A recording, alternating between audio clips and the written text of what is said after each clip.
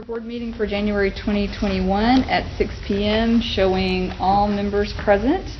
And we'll move on to invocation and Pledge of Allegiance. Mr. Holmes, do you mind doing that? Let's pray. Heavenly Father, we come to you, Lord. Just thank you for this day, Lord. We thank you for this district. And we thank you for all your blessings you've provided for this district, Lord. And we just ask you to be with each and every staff member, every student. And we just ask you to protect each and every one of them every day coming to and from school and while at school, Lord. We're an awesome district, and we couldn't do it without you and supporting this board, Lord, and the board supporting the faculty. We just ask you for all, and thank you for all your blessings. Thank you, Jesus Christ, Jesus' name. Amen.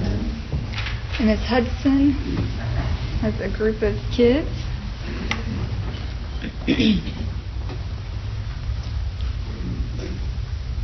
I would like to introduce STEM's second 6-week star student. They're going to help us with the pledges this evening. I have Nolan Spencer, Lily Stewart, Reese Wolf, Ryan Hilliard, and Connor Brasto. To the United States of America and to the republic for which it stands, one nation, under God, indivisible, with liberty and justice for all. That's the Texas flag. Honor the Texas flag. I pledge allegiance to thee, Texas, one state, under God, one and indivisible. Thank you.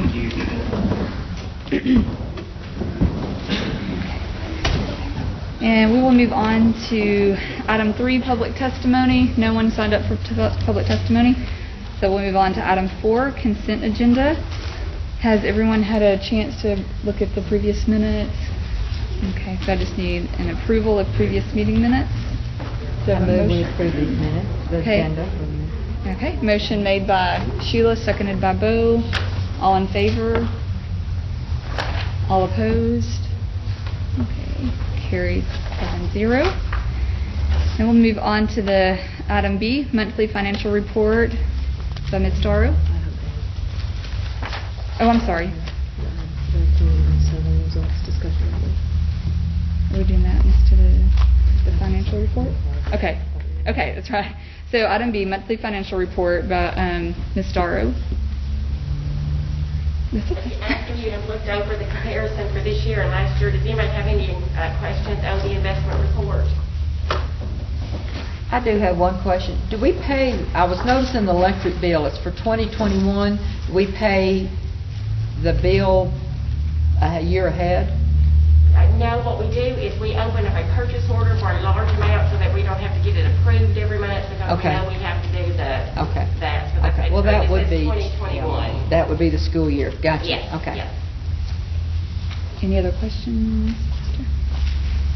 Thank you, Ms. Thank you. Darrow. Okay. And then item number 5, action and discussion items. Item A, discussion only, the community survey results presented by Matt Gamble.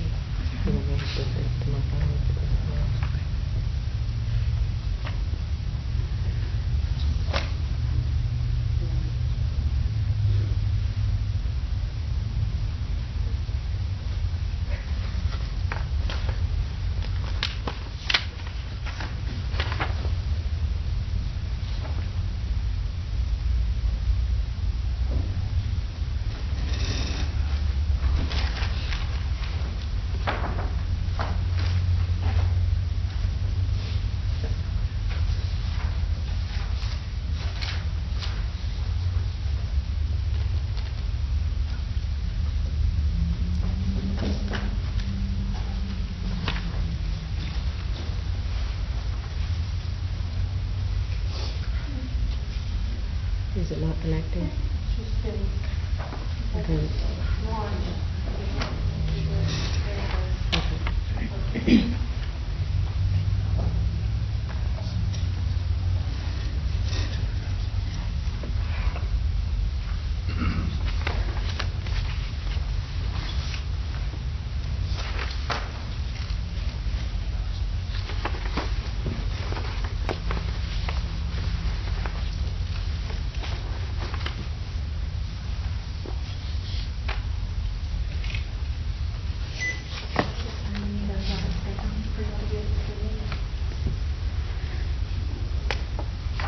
Officer Chief Benson do it for us.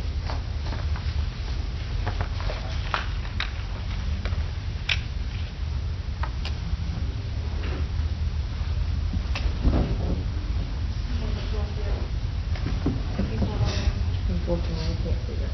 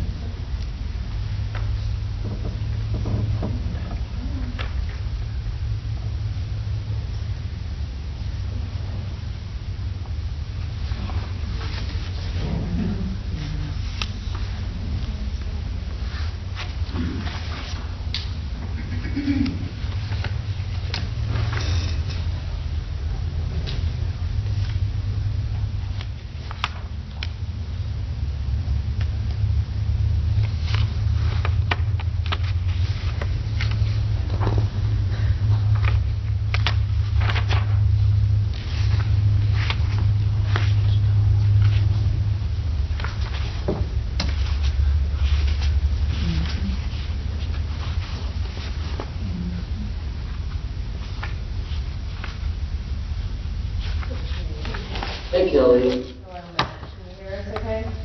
Yeah. Okay, so we are to the part of the board meeting where we are ready for you to present the community comprehensive results. Okay. All right. Go ahead and get my screen going here. Share screen. Share screen. Okay, and can you see the slide?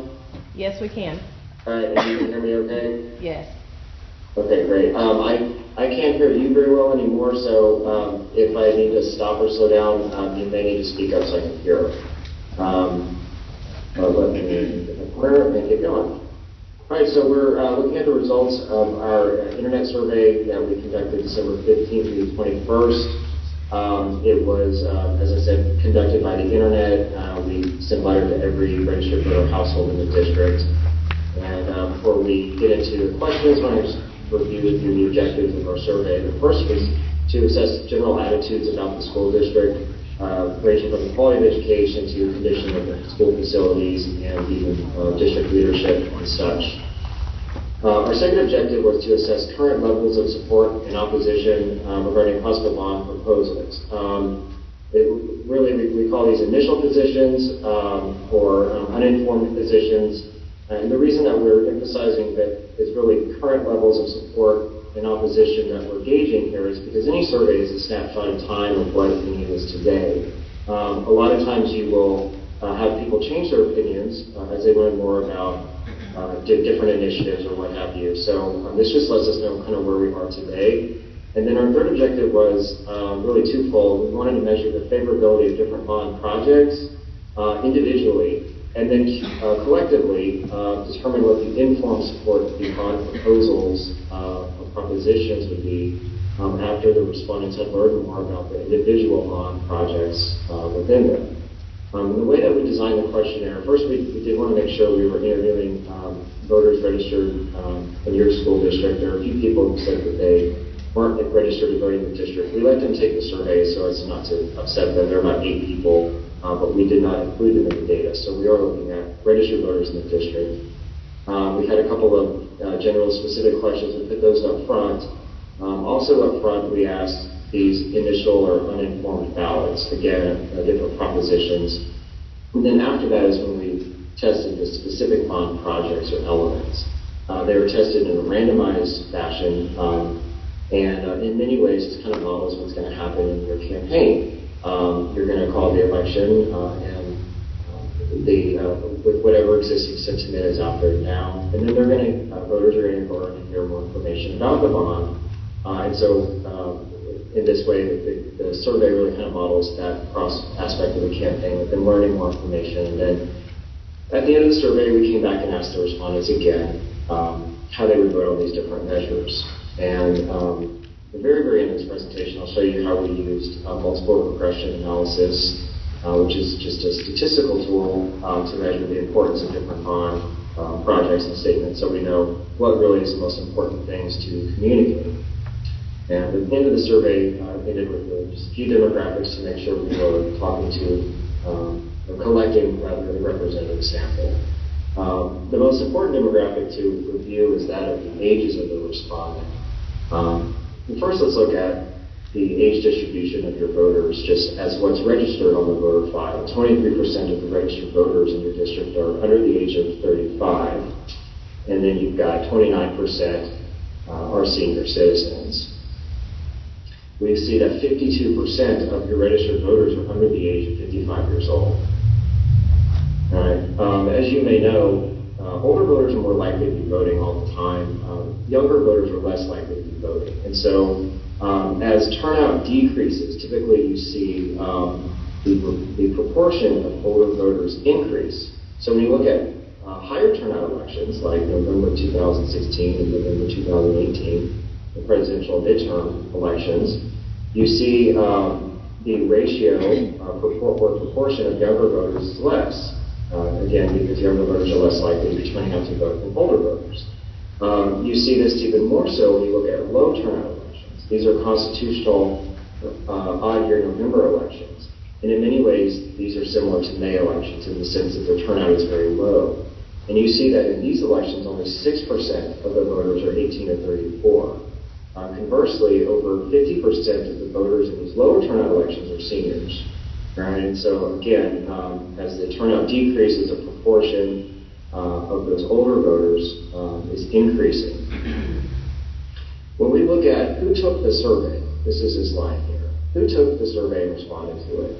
11% of those respondents were 18 to 34, 22% were 45 to 54. The rate or the proportions of ages that of those respondents to the survey was not really completely reflective of what you would expect to see in a May election. So what we did is we weighted the results, just so what we're looking at here is more accurate of kind of the May election and represents what might happen if we weren't doing anything to turn out new types of voters. All right. And so what your proportion of vote share, your turnout's going to be is really going to be a function of what's done to let people know about the bond and encourage them and remind them to vote. And you can do that, once the election's called, you don't have to tell them, you have to vote for or against it, but you just encourage them to show up and vote and let them know that this is on the ballot. And so that really, the amount of work that's done on that is really going to drive what these proportions are. But again, what we're looking at here in this data set is what might happen if in a typical May election with no extra work to turn out younger voters. Another way that we can look at the demographics is by region, and we actually created 2 sample regions using the precincts of your district. And in the Northwest, 49.6% of the registered voters, and that's looking at registration and turnout, about 50% are in this Northwest portion. When we look at who took the survey, it was really close to what it should have been. 51.8% of those respondents were from this region, and when we weighted it for age, we took the extra care to also make sure that it was properly weighted for region. And so really what you have is these 2 regions, Southeast and Northwest, each representing about 50% of your voters. Within these regions, we also ensured that the gender was 50% male, 50% female, as it is on the voter file. So all of those things working together to ensure that this is a representative sample of really likely May voters. One of the first questions we asked them is really kind of a demographic as well, and it's how often they say they vote in local elections dealing with bond issues, city council and school board races.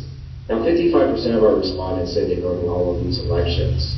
32% said they voted most, 9% said only some, and 4% voted very few or none. This may seem pretty high, right? We know that 55% of voters don't vote in all these elections. But what we saw is that the people that are responding to the survey, they have more vote history. When we look back at the voter file, how many times they voted. Again, that those that were taking the time to respond to this mail survey, they're more engaged citizens, and they're voting more often. So we're not surprised to see this. And again, this underscores my point, which is what we're looking at in all these questions now are those viewpoints of those most likely to make voters. Right, so one of the first general questions that we had is what their impression was of the North Lamar Independent School District, be it a positive, negative impression. And we found that it's about 3.4 to 1 positive and negative, with 64% positive and 19% negative. It's a great image to have. We don't see the negatives any lower than like 8 or 9%, and we've seen them as high as a third to last year I worked in a district where 45% negative. And so this is really a pretty good place to be. Only 17% don't have an opinion. And we asked them about the quality or condition, rather, of the school buildings in the district. This is a general question. Just the school buildings in the district, 2% said they were in excellent condition, 20% say good. 1 out of 5 aren't sure about the quality of the conditions of the school buildings, but over 50% would rate them as fair or poor. So this tells us that there's a lot of feelings out there that there could be some improvements to the school buildings, with less than a quarter thinking that they're in good condition. Now we asked them a second follow-up question where we asked them to rate the conditions of two different specific school buildings. Half the time the respondents were asked to rate the conditions of Higgins, and the other half of the respondents were randomly selected to get asked how they would rate Bailey. And when we look at these responses, we see that, first of all, they're more likely to be unsure. So now you've got about 2 out of 5 don't have an opinion. And you still have a majority, just over a majority, to say they're in fair or poor condition. And you see that poor percentage has really gone up from 21 to 30%. So they do get the sense that these buildings specifically are in less good condition than buildings overall. And when we look at how they answered Higgins versus Bailey, there really isn't a statistical difference. So they're viewing them about the same in terms of their condition. Now we asked them what their level of trust and confidence was in the current leadership of North Lamar ISD, including the boards, new superintendent, and administration. And here we found a plurality of respondents just don't have an opinion. And that's okay. Knowing that you've had a number of superintendents over the last several years, this doesn't really surprise me. A third of the respondents don't have a low impression, or low level of confidence, rather, in the current leadership. 29% have a high impression, or a high level of confidence in the leadership. So it's kind of a mixed bag. Again, the majority, the plurality does not have an opinion.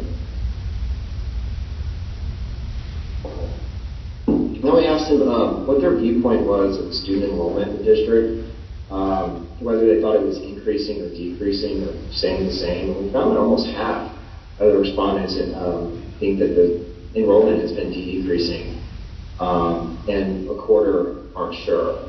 Only 13% think it's actually increasing.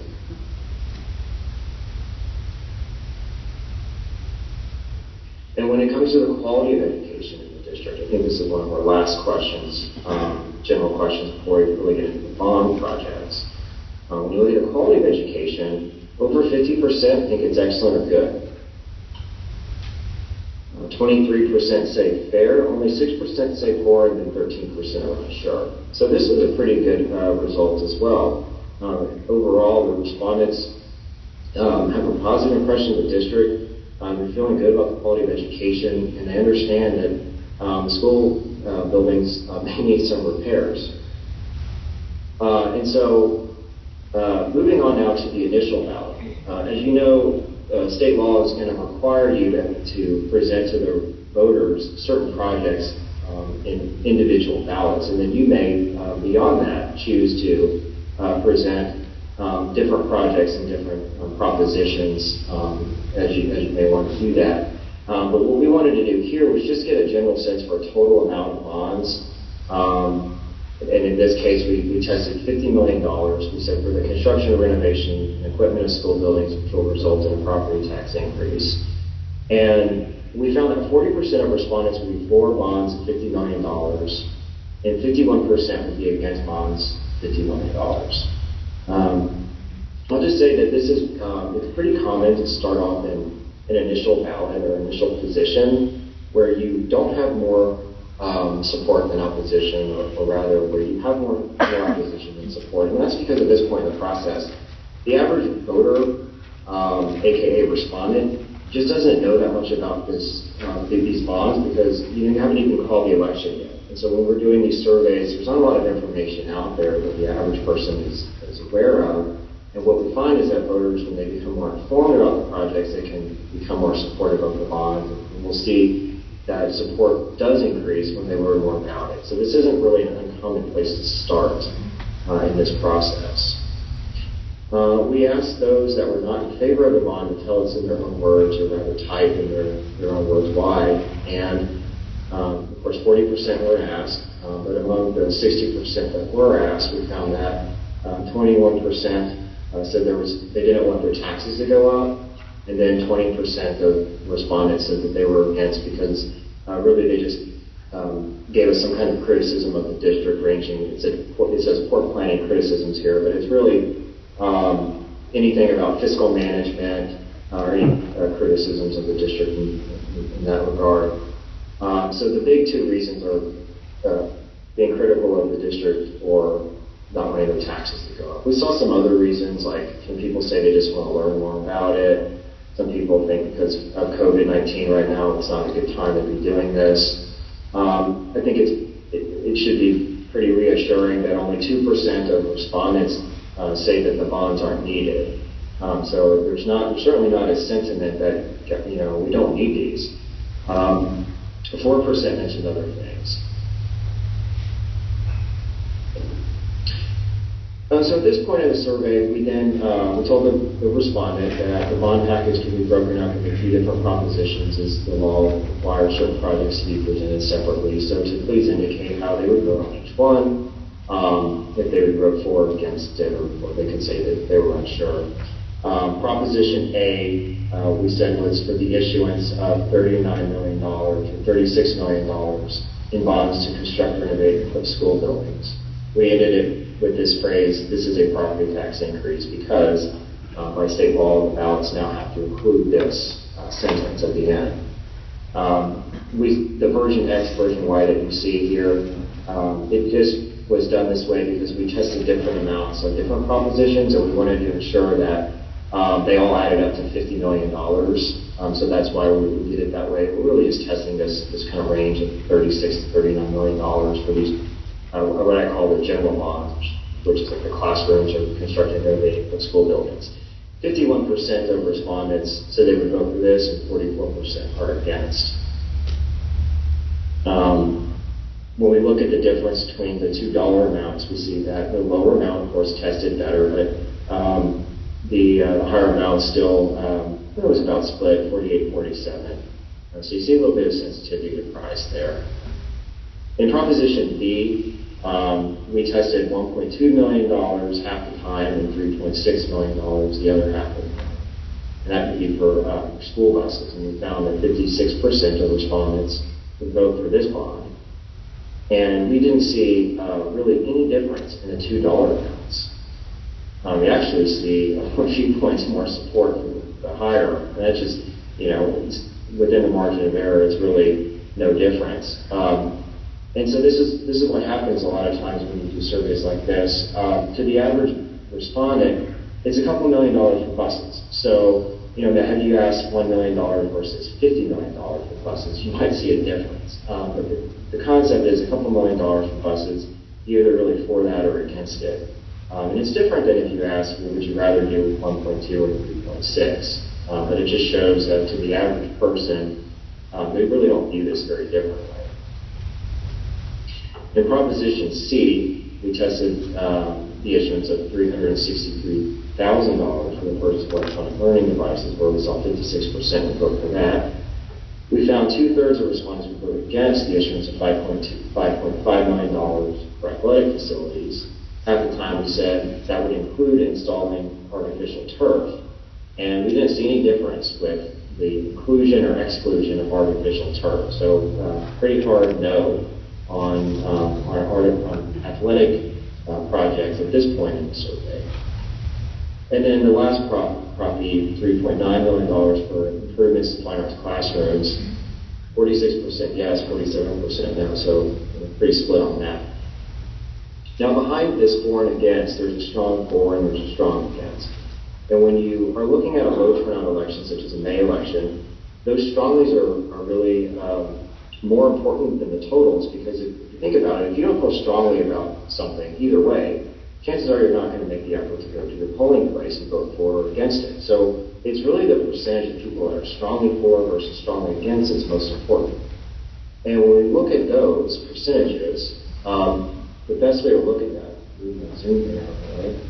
The best way to look at it is by extrapolating the percent yes and the percent no, or percent for versus against. That just basically means looking at what would it be if it was just the people that were strongly for versus strongly against that turned out to vote? Well, that would be 47.8% for. In Proposition B, those intensities extrapolate to 52.6% yes or for.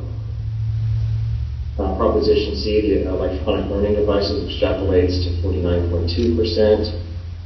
Athletic improvements is 21.7%, and fine arts improvements is 36.7%.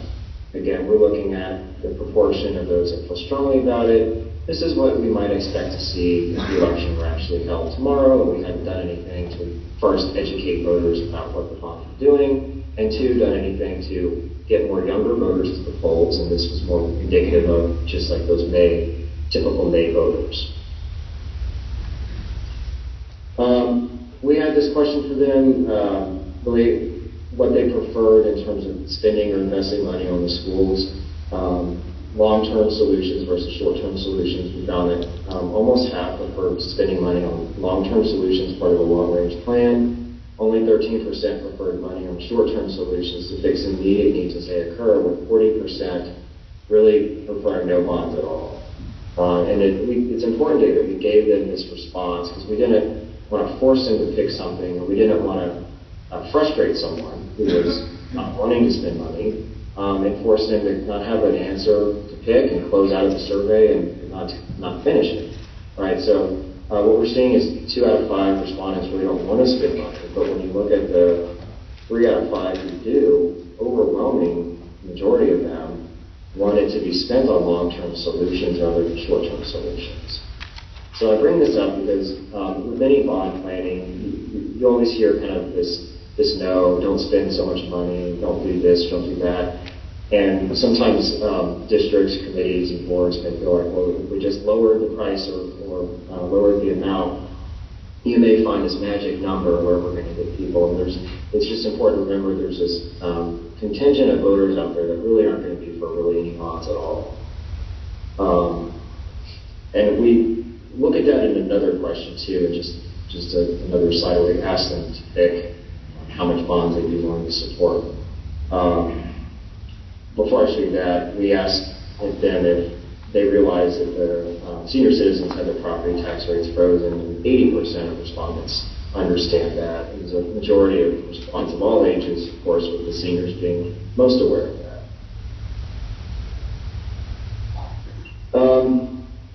And so in this question, that question about the tax freeze really set up this next question when we asked them how much they would be willing to support in bonds, and we tied the actual tax increase to these amounts to really find out is there a magic number. 17% for 40 million, 12% 50 million, 20% 60 million. With each of these numbers, the respondent was able to agree what the tax rate increase would be for every $100,000 of their home value. What we see is that more people picked the $60 million than anything else, than these other two. And that kind of goes with what we saw in the previous slide, where the majority of those wanting to spend money would rather see it spent on long-term solutions. Of course, you've got this 50% again that says no amounts at all and no bonds at all. So again, keep in mind as you're planning that there really isn't this magic number that is going to get you a whole bunch of people that may not otherwise be voting. They're really kind of against bonds in general. And the other thing we see is that there's not, among those that are supportive, there really isn't a lot of price sensitivity from 40 to 50 to $60 million, being underscored by the fact that more people pick 60 than these other two. And so, the other thing this illustrates is that you, the committee, and you as a board can really make decisions based on what are the most critical needs of the district rather than focusing on a particular dollar. Move my Zoom over to the other side of the screen. Okay, then we got to this part of the survey where the respondents were presented with these statements one at a time, or questions, where we told them more information about bond projects. And they were to indicate whether they favored or they favored or opposed these projects, particularly strongly or somewhat favoring or opposing them, or indicating that they were unsure.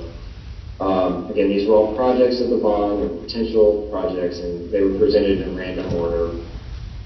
We won't read them all verbatim here, but just want to show you how many of them had a majority of support, with 50% or more of our respondents. Most of the projects that we tested received a majority of support.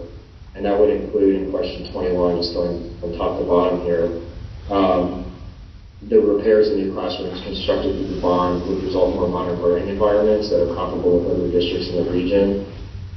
We said that the improvements would increase energy efficiency and lower operating costs. That they would include maintenance and repair of school buildings like HVAC, roofing, flooring, electrical systems. We told them that the district's average age in school buildings is 39 years, and the bond would address a number of age-related issues. So pretty similar to kind of what we were talking about in the previous question, but just kind of a different set of language there. We found that 2/3 of respondents favored school safety and security improvements. 53% favored improvements for fine arts. 64% favored the additional buses. And half the time we told them it would help the district get caught up with the bus replacement schedule, which tested better than not including that. So voters like this concept of getting caught up on that. 62% favored improvements for technology infrastructure that we said support modern learning and teaching, prepare students for jobs in today's high-tech economy. And 53% favored the purchase of electronic learning devices in order to provide every student with an electronic learning device. There were two elements that we tested that really received mixed reviews. You have more support than opposition on question 23, but you're not quite at 50% support because you got a 16% that are unsure. And this one was saying that really a bond could allow for the district to create more consistent grade alignments in their elementary schools and less in school transitions. That was just kind of like an added kind of byproduct of some of the improvements you may do at your elementary schools. People weren't necessarily opposed to that anymore than they were opposed to other things. They just didn't get that favor over 50%. And then we saw a mixed result on, again, another byproduct of some of the changes you may make at the elementary schools. One of the things could be allowing you to expand pre-K for 4-year-olds. And that was 46% favor, 43% against. The two things that we saw with more opposition than support would be the athletics. Questions 30 and 31. In question 30, we talked about repairing high school gyms, making upgrades to the indoor athletic facility, resurfacing tracks at the stadium, addressing drainage issues at the baseball field.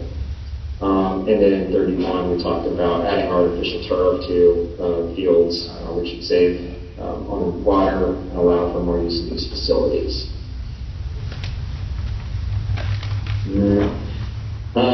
Towards the end of the survey, we asked them a different question about the buses. We told them that the district had 30 buses that are nearing the end of their useful life, and which would they prefer. Pretty mixed response on this one. 34% would prefer $3.6 million to buy 30 buses over the course of 5 to 6 years, and just about as many would prefer spending $1.2 million to buy 10 buses over the course of 2 to 3 years. So I think what this shows is just really kind of an opportunity for more education, and also the sense that the average voter might not really kind of understand the complexities that go with bus replacement schedules and the like, and kind of how that money is spent over time. Because we see that they're just as supportive of spending the money for the 3.6 million as the 1.2 when you looked at that bond prop, that Prop B. And then we see that an overwhelming majority of respondents who are preferring money to be spent, prefer it to be spent on more long-term solutions. So again, this just points to maybe they don't quite understand the ins and outs of the bus replacement. You've got a third of respondents saying really they prefer neither.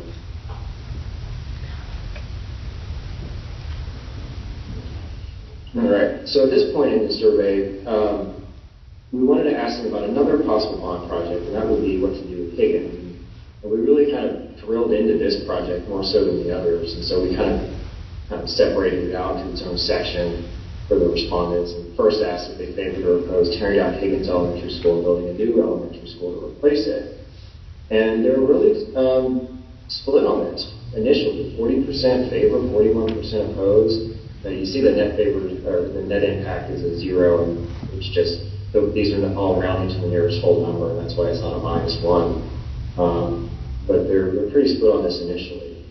But the next question that followed this, question 34, always, was question 35.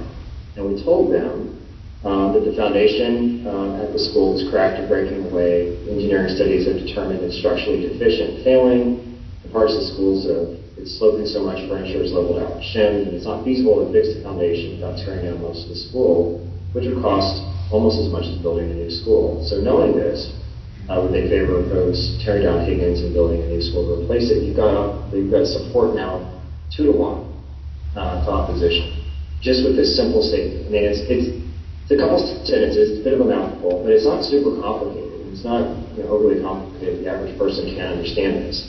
It doesn't take much to really inform them about why you're looking at doing this, and you get support from break even to 2 to 1.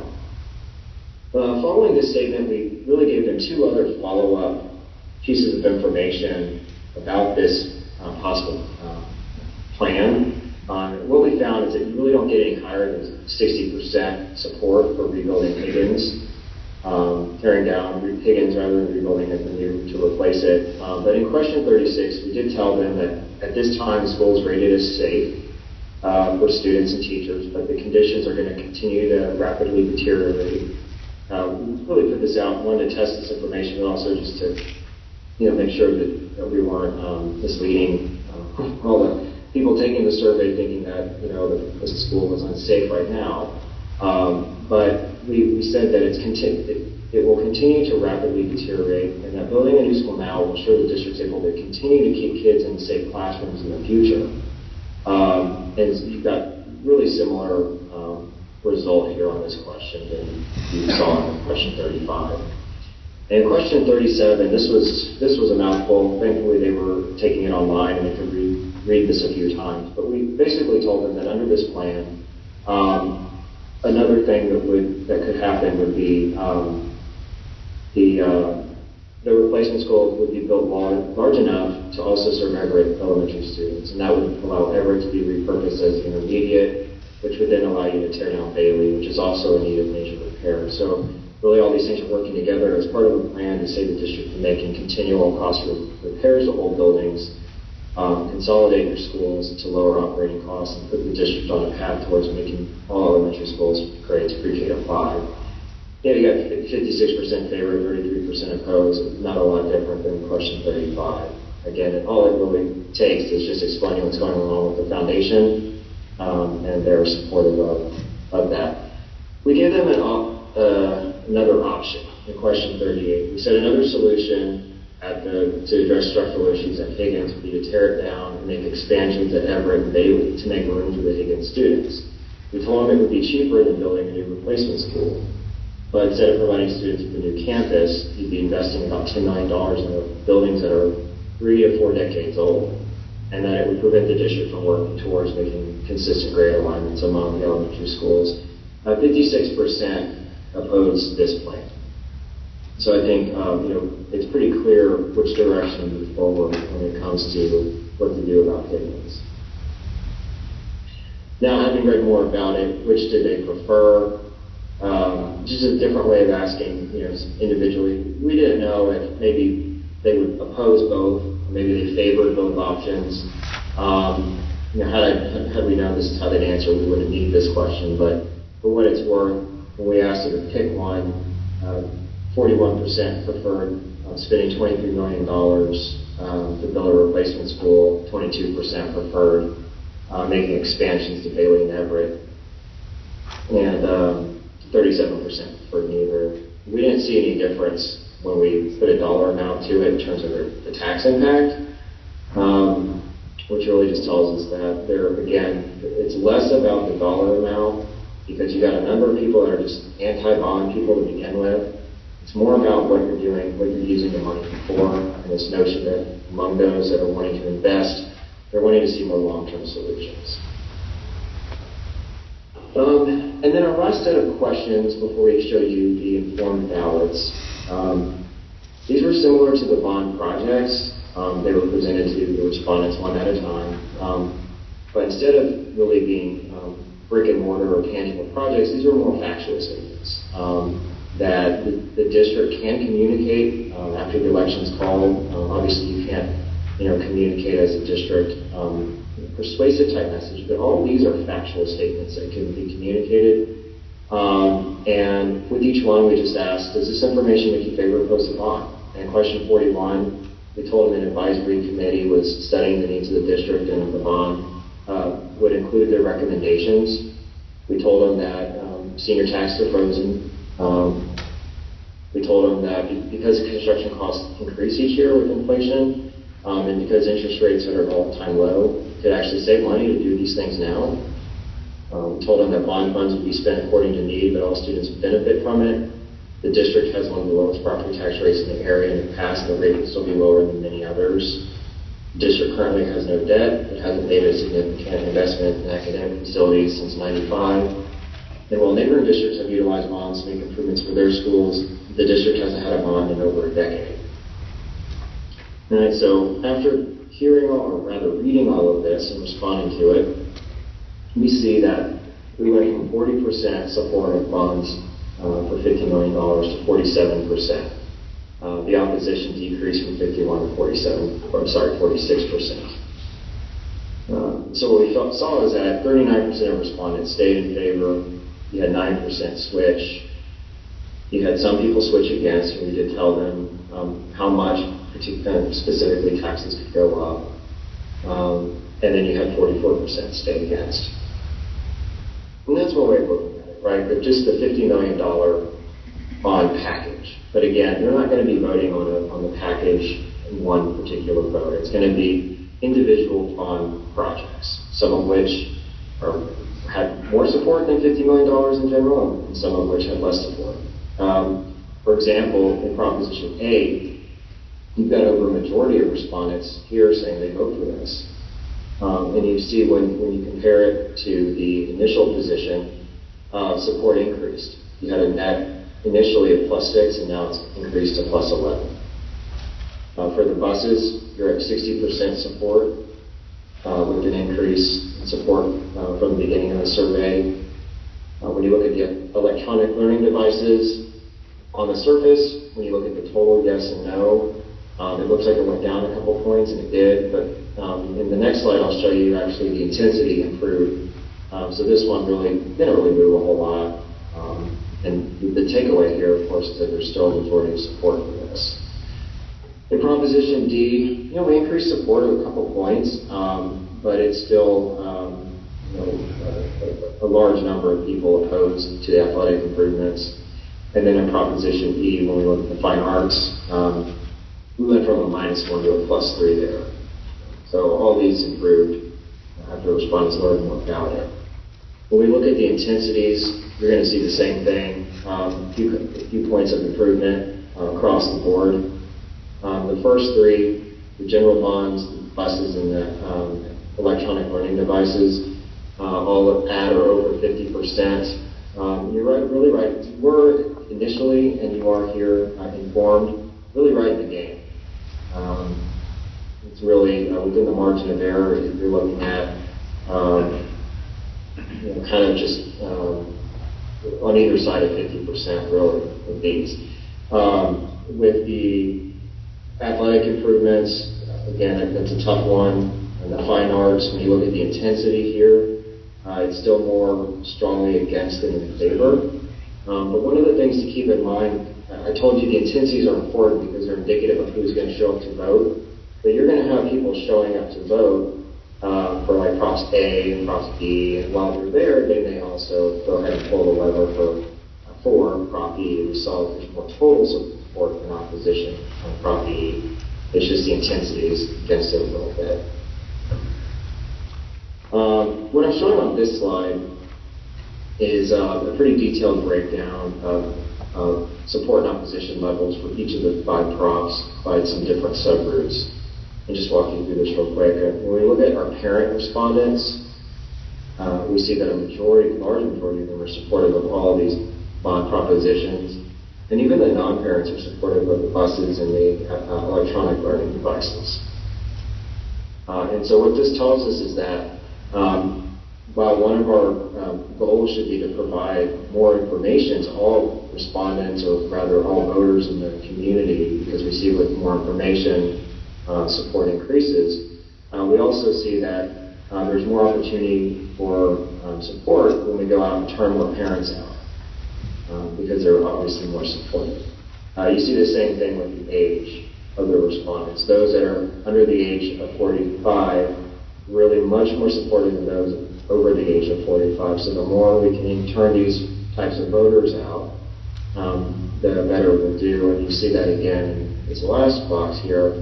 When you look at those that say they vote in some or none of the local elections, support's highest among these types of voters. So again, all of this data is really showing you what happens in a May election without turning out more younger voters or parents, or those less likely types of voters. We see the support's there, and the more we can get them out, the more we can drive these percent fours up.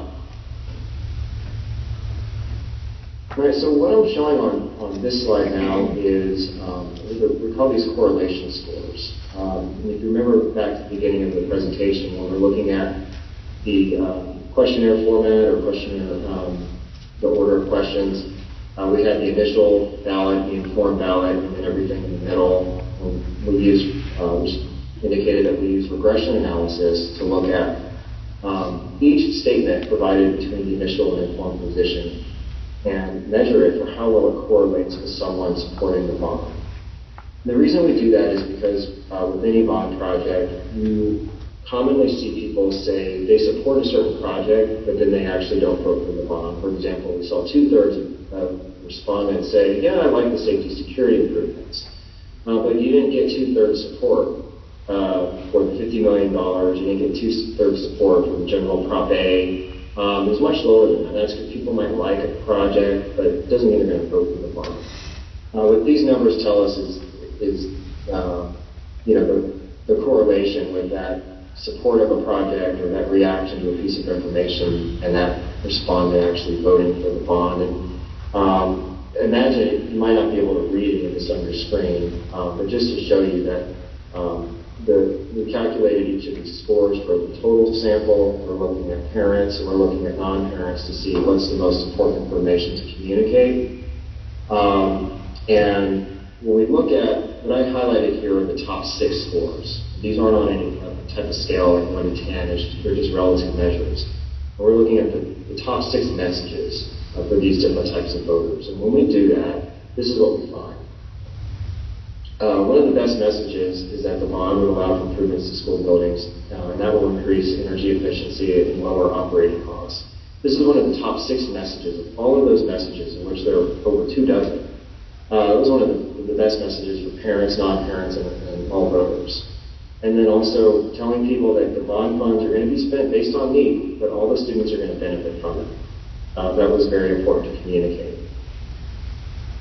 We also found that telling people that seniors' tax rates are frozen was a top 6 message for the total sample and for non-parents.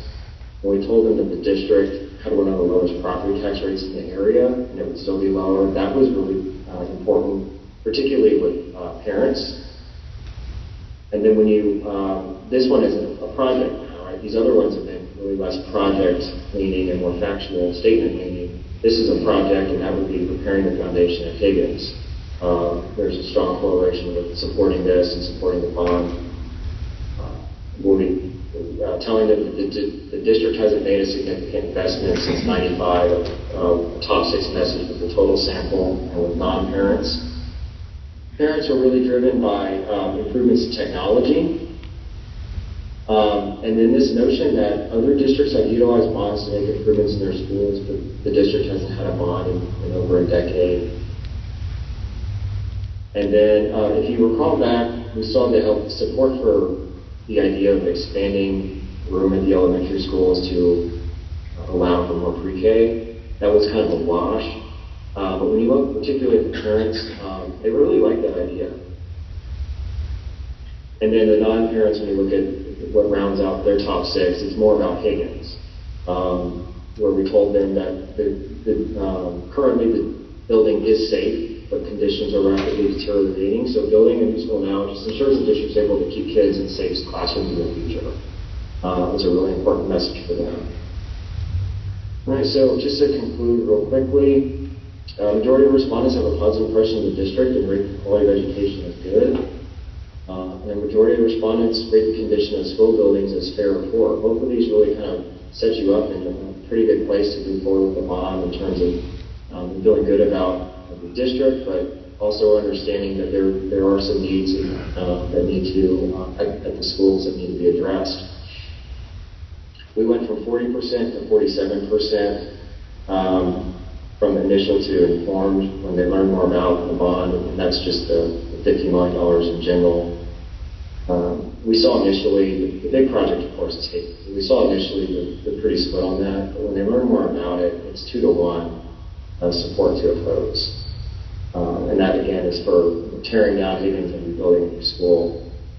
And we actually see higher levels of support on props A, B, and C than we saw just on the general $50 million. So, again, the $50 million at the end of the survey was 47% for.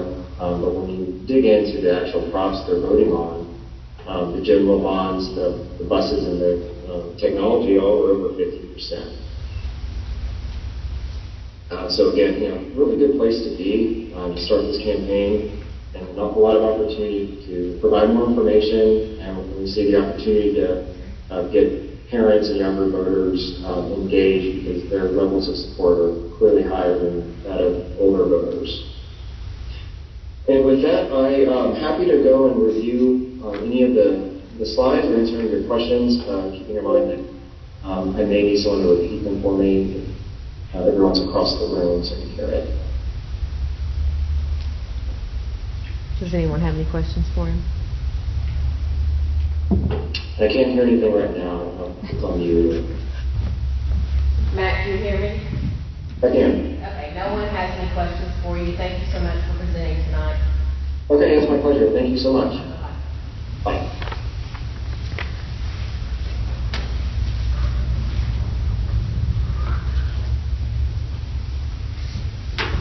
Chief Phillips, do you mind grabbing the lights? Thank you.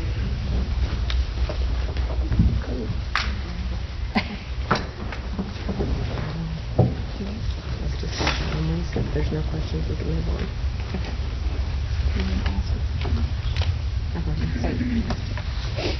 Okay, so we will move on to item B, discussion only, statement of position and investment report with previous year. Ms. Starro? I've already done that. Okay. Yes. No questions. So we'll move on to item C, discussion only, attendance and enrollment. Mr. Watson? In your board book, you should have the attendance in there. I'm going to just summarize it real quick. As of January the 6th, last Wednesday, when we pulled the report, the actual number of students we had, Higgins is 305, which was down 1. Everett 258, which was up 2. Parker 229, stayed about the same from last month. Bailey is 303, down 2. Stone at 554, and the high school is 701, which gave us an actual student count of 2350, which was down 6 students. And part of that was when we changed over brought all the failures back. We lost a few students to homeschool, but not near as many as we anticipated, so that was good news. So overall, and when we got some students back, so it nearly balanced out for us. As far as our ADA, which is where our money is tied to, you have those numbers there. Again, it was down a little bit because of the same reason. The main thing is on the back, or the second page. The total ADA through January 6th was 2,179.77. We're still having attendance around 94.43%.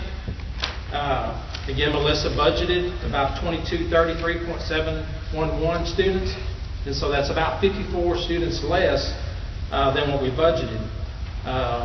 As you know, we talked about the hold harmless on the attendance was through the first 18 weeks or first semester, basically. We still have not heard anything on that yet. I know in December there was 22 different organizations that supported public education that sent a letter to Governor Abbott asking him to extend the hold harmless. And then there was another like 82 of the members of the House sent a letter to Commissioner Moran asking him the same thing. One of them was in contact with his office, and they said they were studying the data and was going to release something here pretty soon. I think Ms. Stewart's supposed to be in the Zoom, I think, on Thursday, so hopefully we'll get some information on that. If it stands, if they do not extend that hold harmless, with the average attendance that we have right now, the 2179, we would stand to lose about $178,000 for the remainder of the year. Now, that's a lot of money, but Ms. Stewart has talked about this before. We both read articles where their school district is going to be losing $15 million, $20 million, up to $29 million. And so with all those districts putting pressure on the representatives, we're hoping they'll extend that hold harmless. Any questions on the attendance? Okay, thank you. Thank you. And then item D, consideration and approval, resolution of the Board of Trustees regarding extension of employee leaving during epidemic. Mr. Watson. I want to read the resolution fairly fast. Did y'all have it there? Resolution of the Board of Trustees regarding extension of employee leave during the pandemic. It says, whereas Texas Education Code 45.105 authorizes the Board of Trustees to expand funds of North Lamar Independent School District for purposes necessary to the conduct of the public schools as determined by the Board of Trustees. Whereas the ongoing coronavirus COVID-19 epidemic continues to contribute a public health disaster and emergency. Whereas the Board of Trustees acknowledges that during the epidemic, employees of the North Lamar ISD may be instructed not to report to work due to the epidemic. Whereas the Board of Trustees finds that a need exists to address additional leave for employees who are instructed not to report for work during the pandemic. Whereas the Board of Trustees determines that employees who are instructed not to report for work may suffer a loss of pay if they do not report to work due to the epidemic. Whereas the Board of Trustees concludes that providing additional paid leave to all regular employees, contractual or non-contractual, salaried or non-salaried, who are instructed not to report for work due to an epidemic, serves as a public purpose of protecting students and staff, maintaining morale, and reducing turnover. Now, therefore, be it resolved that the foregoing recitals are adopted as finding of fact, the Board of Trustees of North Lamar Independent School District authorizes providing additional paid leave for regular employees, contractual or non-contractual, salaried or non-salaried, who are instructed not to report to work due to the epidemic. An employee may take such paid leave prior to taking or exhausting all available state and local days. So basically on that particular one, if it's deals with COVID, then they can take those days without using their state or local days. Number 3, the authority granted by this resolution provides additional leave for a maximum duration of 10 school days unless the Board of Trustees takes action to authorize leave for a longer duration. And then number 4, the additional paid leave granted by this resolution shall not apply to any employee who is eligible for or who used a portion of or exhausted all paid leave pursuant to the Federal Families First Coronavirus Response Act prior to December 31st, 2020. And I want to cover that just a second to make sure everybody understands the detailed part of the resolution. On the Emergency Paid Sick Leave Act, there was basically 5 sections. 3 of them dealt with employee. If the employee had to be quarantined because they were positive, or if the employee had to be quarantined because of close contact, or if the employee had symptoms and they were waiting medical diagnosis. All of those, if it dealt with an employee, it was a fully paid day, just like a state day. And that's going to be the extension of this resolution. There was 2 other parts of that emergency act, and it was if you had to stay home to take care of someone that had a COVID, like if your parent was sick and you stayed home, they would give you 2/3 pay. Or if you stayed home because your child's daycare closed down, it would pay you 2/3 pay. What we're asking in this resolution is what most school districts are doing. They're just expanding that act for the employee. So if the employee has to be quarantined for any one of those 3 reasons that I read before, then that's what this resolution is covering. The money that pays for this resolution is coming out of our substitute part of the budget. So far, the coronavirus, up through the first semester, we paid about $4,300 for substitutes.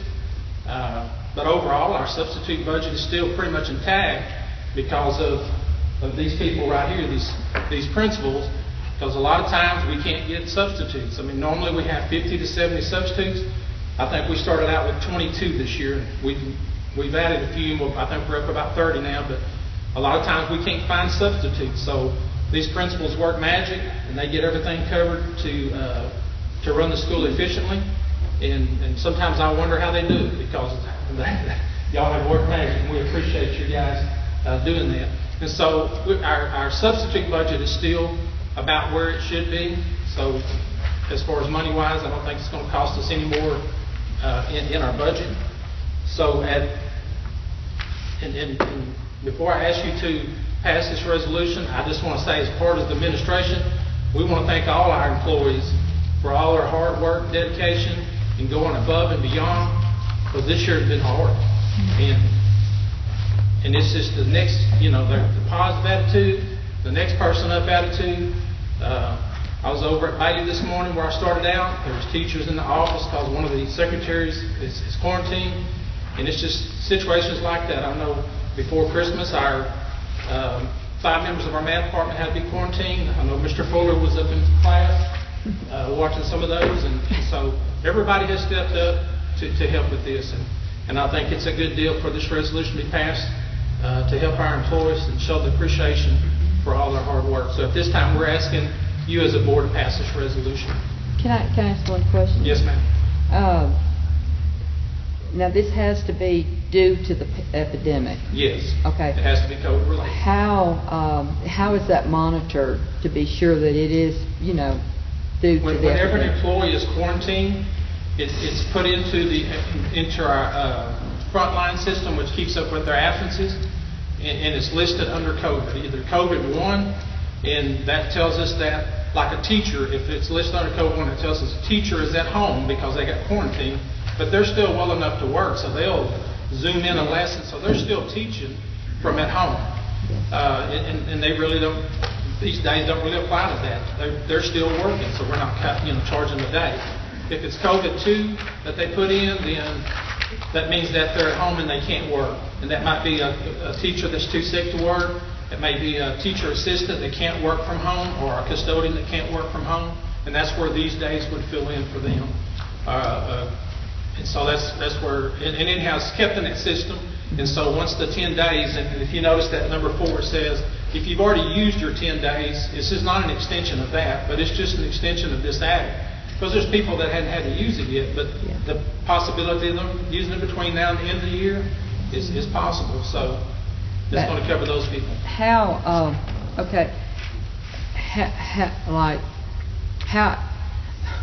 How do they, you might say, show you that this is the reason they're staying home? Do they have to have, like a kid, do they have to have a doctor's excuse, or do they have if somebody tests positive then we test? ask for a picture of that positive result. Okay. And then actually the secretary, the employee doesn't put it in because we got a list under the right category. And before, when we had 5, we had to put the right one, because some of them was full pay, some was 2/3 pay. Yeah. So, we ask for that now. So it is, so y'all feel quite sure that it's not going to be abused? Yes. Because, okay. Yes. And that was some of my questions I had, and you explained a lot of it.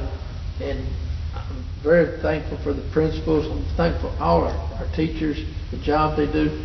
But they're stressed out. So, and I didn't want anybody to abuse it, to put more pressure on the teachers and the principals. That was my question. You explained it, okay?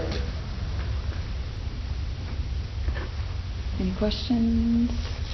Do we need a motion on We this? do need a motion. I'll move that we accept this resolution. Okay, motion made by Sheila and seconded by Bo. All those in favor, raise your right hand. All those opposed? Okay, motion carries 7-0. Thank you, Mr. Watson. Okay, and we'll now move on to E, consideration and approval, donation from ExxonMobil. Ms. Chadwick. So Parker Stone and the high school all receive $500 from ExxonMobil for STEM education, and this is a grant that comes around annually for the last several years, and we just need your consideration and approval if you are willing. So moving. Okay, motion made by Mr. Holmes, seconded by Bo. All those in favor?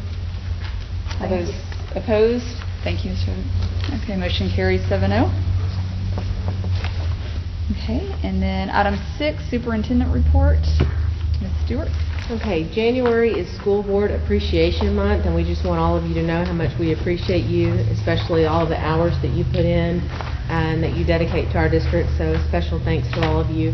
With that being said, each campus is here tonight to make a presentation with you, and we're going to start with Northmar High School.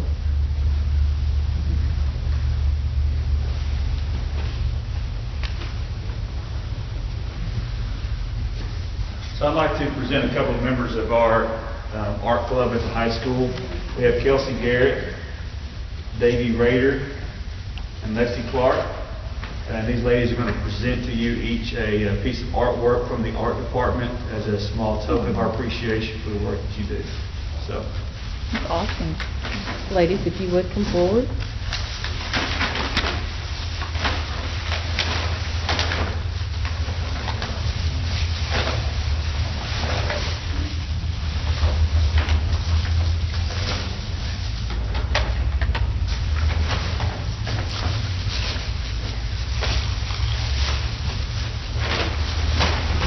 Thank you. That was great. Aw, that's so great. Just so everybody can see these are awesome.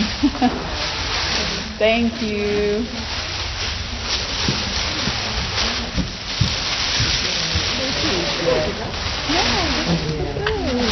Aw, thank you. Very sweet. Oh, thank you.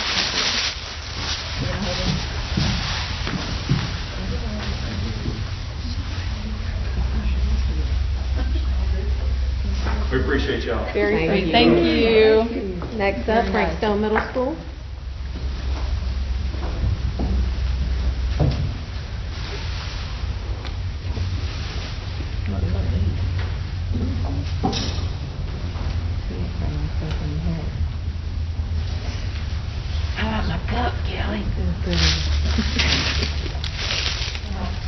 just me saying thank you from my helper's list.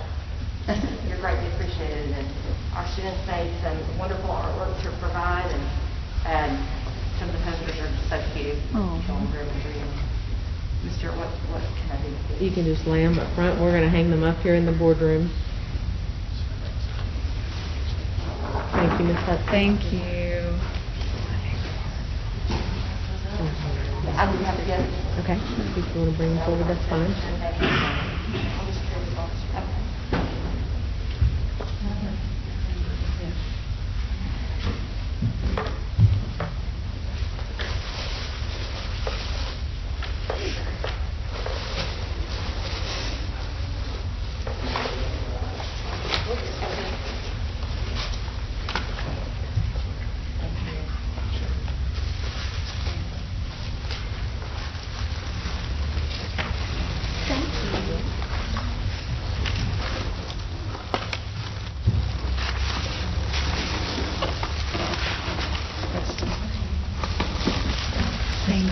Appreciate that.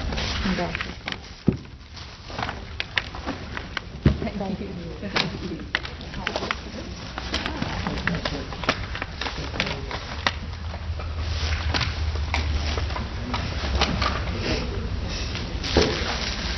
Thank you, Ms. Hudson.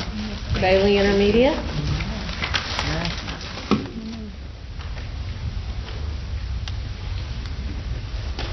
So we also had a few posters that the classes made. Just, most of the kids signed them in their classroom. The teachers talked to them about what you do for our school, talk about your service time, that you don't get paid. So they were amazed at that, because they learned a little something about that. So we have many posters, and I took the liberty of reading a few of these, but these are personal cards just to the board. So I don't know if you want to take a few out and pass those around. I don't know. I didn't know they were going to do that, so if you want to take a few out and pass them around.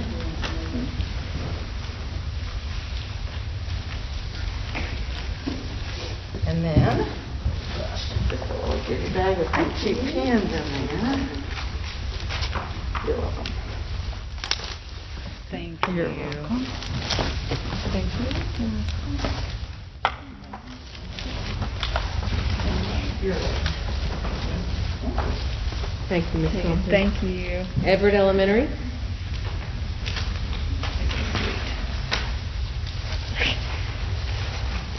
It's going to be. So we did the same. We have posters, lots of posters from all the classes. And they're cute because the kids all sign their name and they write notes to you guys on these. We'll leave them here. And here's the rest of them. Some more. They're really cute. Look at those. And then they also, this is all their fingerprints. This teacher was kind of creative. So everybody fingerprint and some flowers as well. And then we have a bunch of cards too, so a lot of them wrote you guys cards as well. Thank you, Principal. Really. Thank you, Ms. Sanders. Thank you. Higgins Elementary?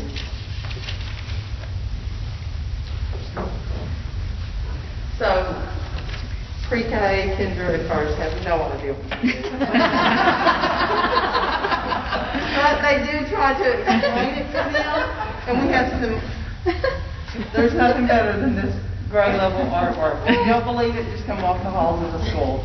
So I have all kinds of artwork to help decorate your building back there so that you can look at it and remember, these kids do appreciate everything you do. The teachers do too. We thank you. Thank you. And Parker Elementary? So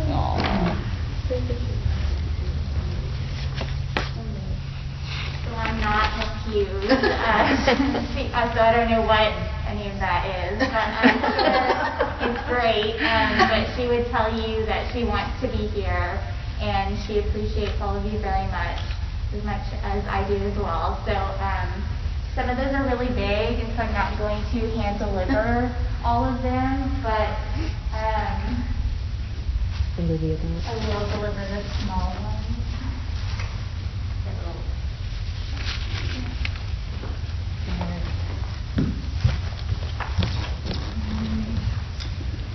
Yes.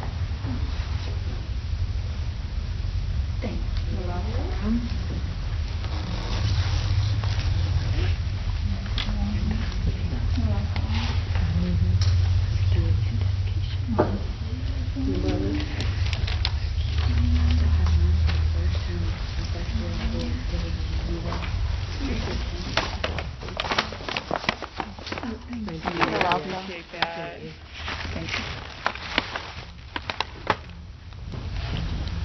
Okay, thank you all for your presentations tonight. Once again, we truly appreciate everything that you do for our district. Oh, hold on, please.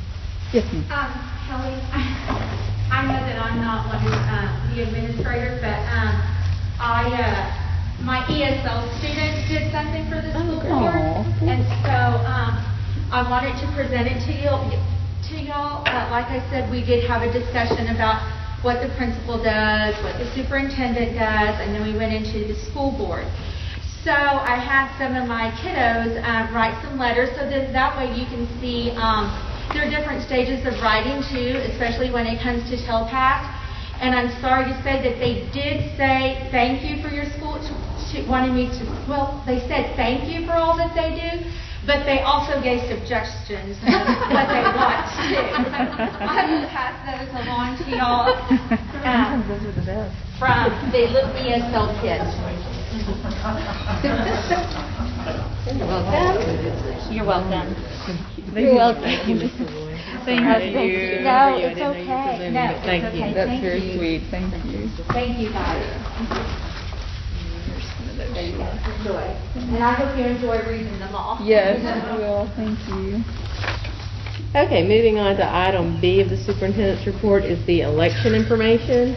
Board members Christy Trammell and Jeff Martin are each serving 3-year terms that expire in May. Applicants who are interested in running for a place on the North Lamar ISD School Board may file starting January 13th through February 12th. Applications can be picked up here at the administration office from 7:30 a.m. to 4 p.m. Monday through Friday. That information was also released to the press for anyone out in the community that might want to pick up a school board packet. Okay. So we will move on to item 7, executive session.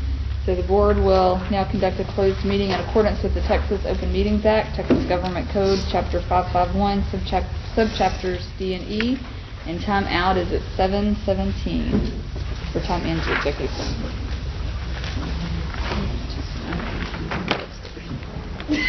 So Kelly, I have a question.